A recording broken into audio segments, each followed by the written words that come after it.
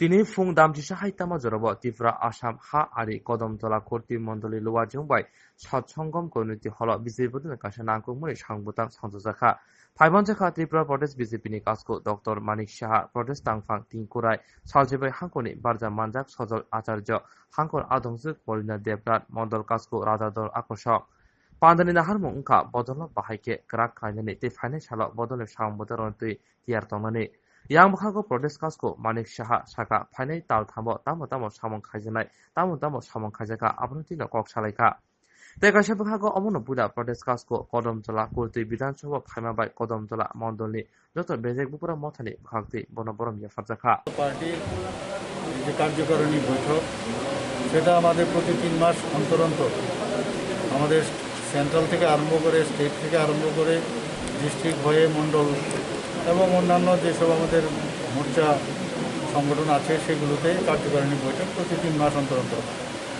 তো সেইভাবে আমাদের এই কার্যকারিণী বৈঠক এখানে আমার এর আগে মানে 3 মাস আগে আমরা কী কী কার্যক্রম আমরা নিয়েছি সেই বিষয়ে এখানে আলোচনা হবে, কতটুকু হয়েছে সেই বিষয়ে তুলছেরা বিশ্লেষণ হবে এবং আগামী 3 মাসে আমরা কী কী কার্যক্রম আমরা নেব সেই বিষয়েই আজকে বিশেষ করে এই কার্যকারিণীর বৈঠক।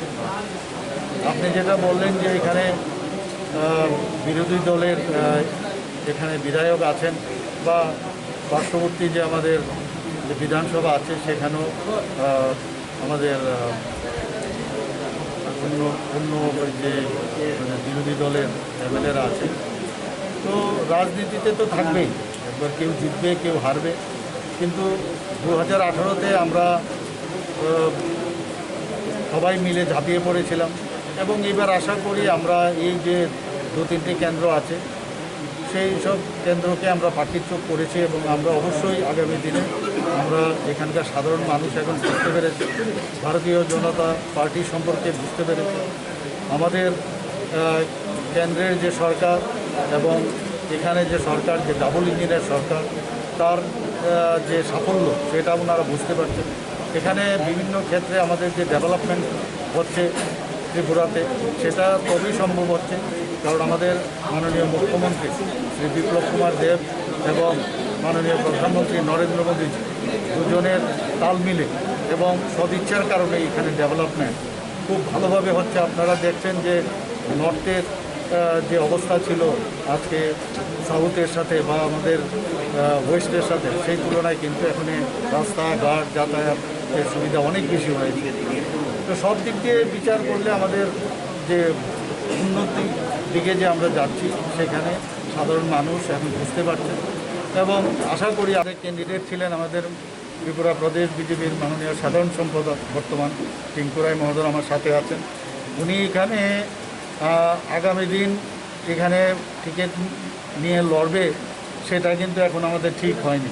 উনি গত বছর যেহেতু এখানে লড়েছেন তারপরেও কিন্তু উনি প্রতিনিয়ত এখানে আসেন। আমাদের ভারতীয় জনতা পার্টিতে এই ধরনের যে ইলেকশনের জন্য মানুষের জন্য কাজ করবে সেই রকম না।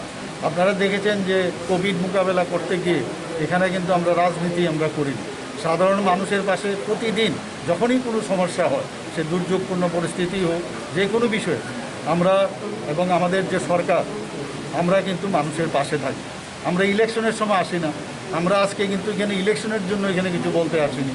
কাজে আমাদের যে সামাজিক যে কর্মকাণ্ড সেটা নিয়ে আমরা কিন্তু ভারতীয় জনতা পার্টি, এর জন্য আমরা বলি ভারতীয় জনতা পার্টি বৃদ্ধি পায় না। কারণ যে পার্টির কথা আপনারা বলছেন সেই পার্টি এখানে এর আগেও দুবার চেষ্টা করেছে।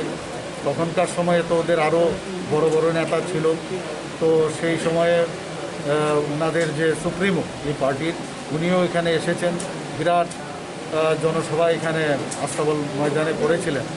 কিন্তু তৎকালীন সময়ে আমরাও দেখেছি যে বোধহয় এই পার্টির সরকার এখানে গড়বে, কিন্তু ওদের যে পার্সেন্টেজ আমরা দেখেছি 0.30 মতো পার্সেন্টেজ আমার যদ্দূর মনে পড়ে সেই রকম পার্সেন্টেজ ওরা পেয়েছে। কাজে আমার মনে হয় এই পার্টি এখানে গড়াবে, তবে বসাবে না। আর আমাদের মনে হয় আমরা এর জন্য চিন্তিত নই। আমরা এখানে গণতন্ত্র আমরা মানি, আমরা মার্ক্সবাদী কমিউনিস্ট পার্টির মতো আমরা গণতন্ত্র মুখোশ করে থাকি না।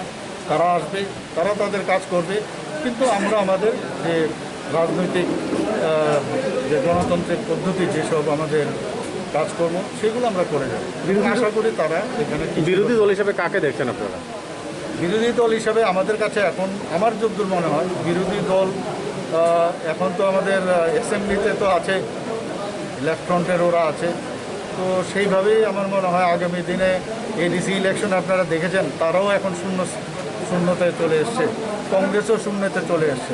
কাজে এখন বিরোধী আমি কি বলবো, আগামী দিন বুঝতে পারবো একটা দুটো সিট পেয়ে বিরোধীতে আসনে থাকবে কি থাকবে না, সেটা নিয়েও আমি চিন্তিত। এই কদম